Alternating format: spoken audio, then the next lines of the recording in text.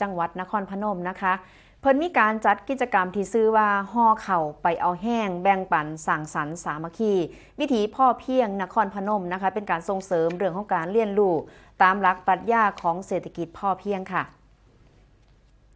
โดยนายวิระเลิกวานิชกุลนะคะรองผู้ว่าราชการจังหวัดนครพนมก็ได้เปิดกิจกรรมห่อเข่าไปเอาแห้งแบ่งปันสร้างสรรค์สามัคคีวิถีพ่อเพียงนครพนมณศูนย์เรียนรู้การพัฒนาคุณภาพชีวิตตามหลักทฤษฎีใหม่ประยุกต์สู่โคกน้องหน้า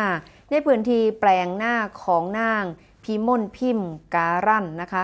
เพิ่นเป็นชาวบ้านขามเตี่ยหน่อยหมู่ที่5ตำบลหน้าขมินอำเภอโพนสวรรค์จังหวัดนครพนมสำหรับกิจกรรมภายในงานกะเป็นการห่อเข่าไปเอาแห้งแบ่งปันสร้างสรรค์สามัคคีวิถีพ่อเพียงนครพนม